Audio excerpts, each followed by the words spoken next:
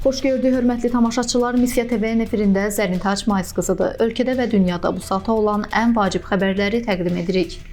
Özbəkistan, Azərbaycan, Rusiya və Qazaxıstan vətəndaşlarına ölkəyə daxili pasport və yaxud şəxsiyyət vəsiqəsi ilə girişə icazə verməyi planlaşdırır.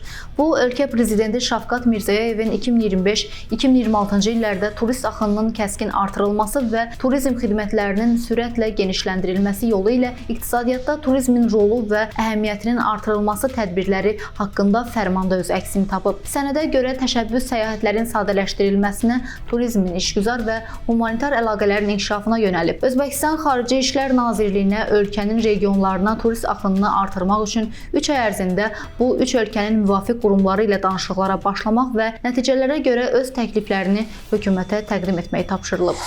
Azərbaycanın Tehrandakı səfirliyinə hücum edən şəxs edam olunub. Missiyası xəbər verir ki, bu barədə İSNA məlumat yayıb. Belə ki, Azərbaycanın Tehrandakı səfirliyinə hücum edən cinayətkar İran vətəndaşı Yasin Hüseynzadənin edam cəzası bugün səhər saatlarında icra edilib. Ötən ay İranın məhkəmə ədliyyə sisteminin sözçüsü əsgər Cahangir Azərbaycanın Tehrandakı səfirliyinə hücum törədən şəxslə bağlı hökm barədə sualı cavablandırarkən yekun hökmün çıxarıldığını bildirib. Xatırladaq ki, hadisə 27 yanvar 2023-cü ildə Bakı vaxtı ilə səhər saat 8:30-da baş verib. Yasin Hüseynzadə Kalaşnikov markalı avtomat silahla mühafizə postunu yararaq Azərbaycanın Tehrandakı səfirliyinin mühafizə xidmətinin rəisi Orxan Əsgərovu qətlə yetirib. Səfirliyin mühafizə xidmətinin əməkdaşları Vasif Tağıyev və Mahir İmanov hücumun qarşısını alarkən yaralanıblar. 2024-cü ildə ailə münaqişəsi və qısqanclıq zəminində ölümlə nəticələnən 42 cinayət qeydə alınıb. Hadisə zamanı 29 qadın, 16 kişi öldürülüb. Bu, Milli Məclisin Ailə, Qadın və Uşaq Məsələləri Komitəsinin bugün keçirilən iclasında müzakirəyə çıxarılan Ailə, Qadın və Uşaq Problemləri üzrə Dövlət Komitəsinin 2024-cü il üzrə məlumatında öz əksini tapıb.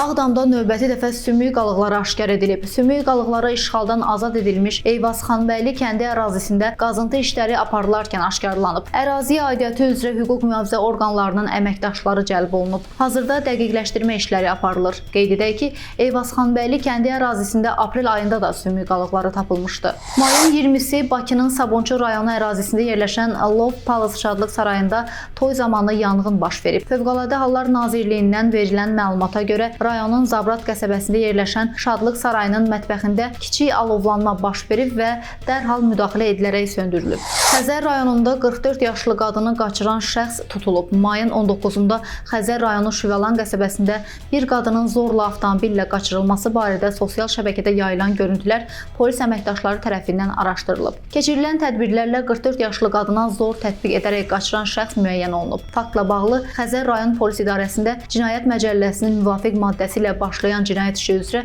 əvvəllər məhkum olunmuş 39 yaşlı Azər Quliyev şübhəli şəxs qismində saxlanılaraq istintaqa cəlb edilib. Bugün UEFA Avropa Liqasının 2024-2025-ci mövsümünün qalibi müəyyənləşəcək. Həlledici görüşdə İngiltərənin iki klubu Tottenham və Manchester United üz-üzə gələcək. Qarşılaşma İspaniyanın Bilbao şəhərindəki San Mamés stadionunda Bakı vaxtı ilə saat 23-də başlayacaq. Belə hörmətli tamaşaçılar, ən vacib xəbərləri diqqətinizə çatdırdıq. Siz isə YouTube kanalımıza abunə olmağı unutmayın ki, videolarımızı operativ şəkildə izləyə biləsiniz. Sağ olun, salamat qalın.